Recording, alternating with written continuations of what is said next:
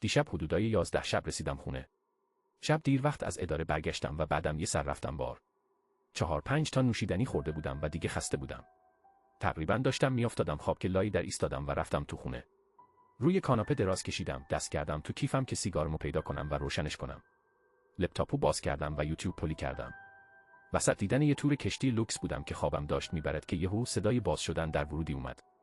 نشستم و سرمو یکم چرخوندم، فقط به اندازه‌ای که بتونم همخونمو ببینم که داره میاد تو. کتشو آویزون کرد تو کمد و هیچی نگفت و آروم رفت سمت اتاقش. خیلی عادی بود. 3 ماه بود که باهاش زندگی میکردم و دیگه دستم اومده بود عادتاش چیه. آدمیه که کلاً تا ازش چیزی نپرسی حرفی نمیزنه که واسه من اصلاً مشکل نبود. عموماً هم همه چی رو مرتب نگه میداره و اذیت زیادی نداره. خلاصه ازش شاکی نبودم. برگشتم به تماشای یوتیوب و حدود 5 دقیقه بعد شنیدم که دوش حموم اتاقش روشن شد. باز هم چیز عجیبی نبود. این موقع داشتم با چشمای نیمه باز بوکس بدون دستکش میدیدم. شاید 1-2 دقیقه با خواب فاصله داشتم. یادم میاد که تو تاریکی بیدار شدم، سرم درد میکرد و گلوم خشک بود. آروم نشستم تا گوجیام کم بشه. وقتی شد گوشیمو برداشتم و ساعتو چک کردم. حدودای 3:30 صبح بود. خیلی گرسنه بودم و پا شدم رفتم سمت یخچال. که یه دفعه متوجه شدم. یه صدای ضعیف ولی همیشگی تو پس زمینه بود. چند ثانیه طول کشید تا بفهمم چیه. دوش. یهو اتفاقای دیشب اومد تو ذهنم. بار، اوبر، لپتاپ، کاناپه. اومدن همخونه‌ام، روشن شدن دوش همون. واستادم یکم، داشتم سعی می‌کردم تو ذهنم تحلیلش کنم. با خودم گفتم شاید رفته خوابیده و دوشو یادش رفته خاموش کنه. سرمو تکون دادم. نه، غیر ممکنه، فکر کردم. شاید لیز خورده و افتاده. این فکر اومد تو ذهنم، سریع رفتم سمت اتاقش ولی دیدم در حمومش قفله. شروع کردم به کوبیدن رو در. هی داداش، حالت خوبه؟ جوابی نیومد. داشتم فکر می‌کردم درو بشکنم ولی اول تصمیم گرفتم زنگ بزنم به 911. گوشیمو درآوردم که شماره بگیرم که دیدم یه پیام خوندن شده دارم. یکی از همخونه‌ام. هی، نتونستم بخوابم، واسه همین رفتم پیش دوست دخترم. مطمئن نیستم کی برمیگردم. 2 ساعت پیش فرستاده بود.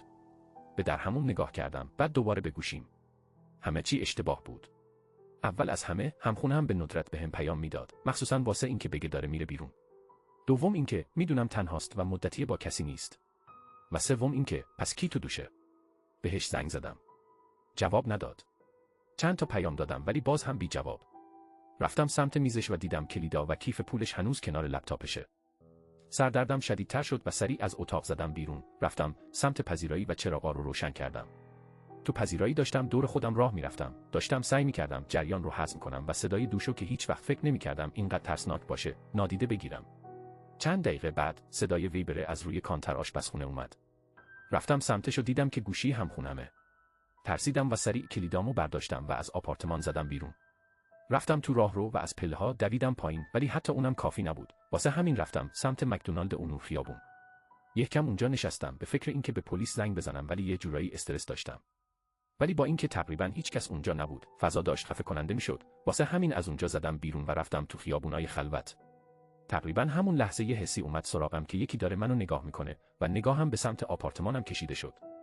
زود نگاهم افتاد به بالکن و یکی رو دیدم اونجا وایساده.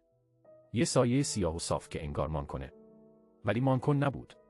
اگه دقت میکردم یکم داشت تاب میخورد. خشکم زد، ذهنم قادر نبود چیزی رو که میدید هضم یا قبول کنه. همخونه هم نبود. خیلی بلندتر بود. در واقع قدش اونقدر بود که سرش تقریباً به پایین بالکن بالایی میرسید. هر چقدرم که سعی کردم نمیتونستم جزئیاتش رو تشخیص بدم. شاید تاریکی و فاصله کافی بود که اینو توضیح بده.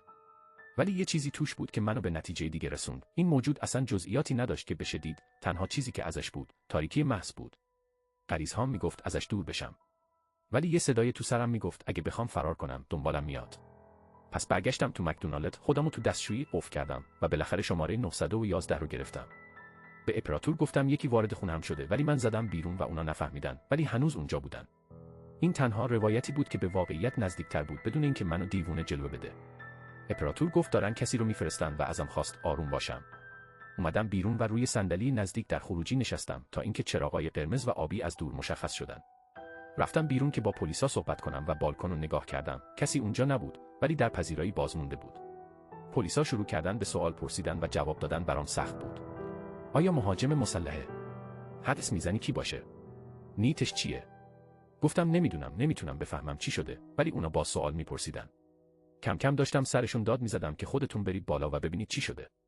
انگار از ترس تو صدای من متوجه شدن و بالاخره جدی گرفتن. گفتن جلوی ورودی وایسم، من تماشا کردم که رفتن تو ساختمون. مدتی زیادی همونجا منتظر موندم و هر لحظه اضطرابم بیشتر میشد که وقتی برمیگردن چی قراره بگن. چند دقیقه بعد سکوت با صدای خفی شلیک شکسته شد. قلبم ریخت، نمیدونستم باید چی کار کنم. 20 دقیقه دیگه هم گذشت و اونا هنوز برانگشته بودن. بعد صدای ماشینای پلیس دیگه رو شنیدم که نزدیک میشدن. قبل از اینکه بفهمم چی شده، 4 تا ماشین پلیس دیگه هم اومدن. صحنه پر از هیاهو و آشفتگی شد. پلیسا با صدای بلند توی بیسیم حرف می‌زدن و کلی سوال ازم می‌پرسیدن که هیچ کدومو نمیتونستم جواب بدم. بعدش یادم میاد که ساختمون رو تخلیه کردن. ساکنای ساختمون گیج و وحشت زده بیرون اومده بودن و پلیسا هم هر لحظه مضطرب‌تر می‌شدن.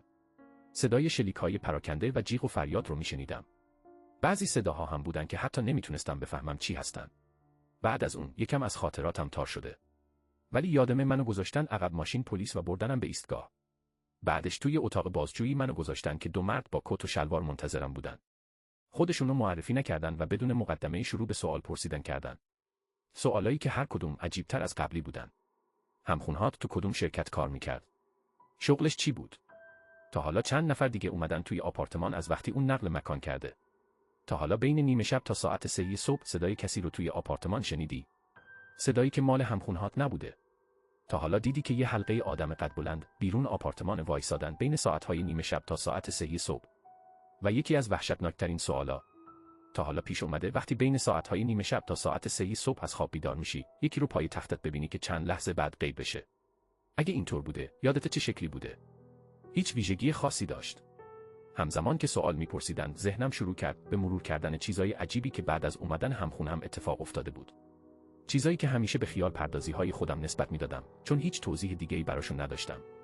آره، صداهایی میشنیدم از اتاقی که همخونم توش میخوابید. همیشه خیلی خسته بودم وقتی میشنیدم، ولی یادمه که شبیه صدای یه زن جوان یا یه مرد با صدای خیلی بم بود. هیچ وقت نمیتونستم کلمه‌ها رو تشخیص بدم. همیشه شبیه یه جور هذیان بود. یه بارم یادمه نصف شب رفتم دستشویی. هنوز خواب‌آلود بودم، چراغ روشن نکردم. ولی وقتی چشمام به تاریکی عادت کرد، انگار یکی نشسته بود رو توالت. یکی که خیلی قد بلند بود. وقتی چراغ رو روشن کردم، کسی اونجا نبود. اون موقع راحت تونستم بذارمش پای خستگی و خواب‌آلودگی نصف شب. وقتی بالاخره تونستم یه سری اطلاعات به درد بخور بهشون بدم، اونا چند دقیقه‌ای با گوشی‌هاشون یادداشت برداشتن. بعدش سریع از جاشون بلند شدن و گفتن بهت خبر میدیم و از اتاق رفتن بیرون.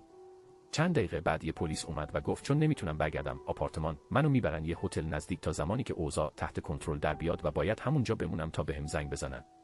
پرسیدم چی شد؟ اون بالا چی پیدا کردین؟ مدتی طولانی بهم زل زد. نه طوری که انگار داره فکر میکنه، بلکه انگار از چیزی که میخواست بگه متنفر بود. آخرش سرشو تکون داد و گفت نمیدونم. یعنی واقعا نمیدونم. سعی کردم لبخند بزنم ولی مطمئنم خوب در نیومد. الان روز بعده و من تو هتلم. معلومه که نمیتونستم بخوابم. اشتها هم ندارم. پلیس هنوز بهم زنگ نزده. هرچی تو اینترنت دنبال اطلاعات درباره تخلیه ساختمون میگردم، فقط مقاله هایی پیدا میکنم که میگن تخلیه به خاطر آتش سوزی بوده. یه آتش سوزی. بهروز رسانی. خوابم برد و تازه بیدار شدم. الان ساعت 1 نصف شبه و میتونم صدای دوش گرفتن رو بشنوم.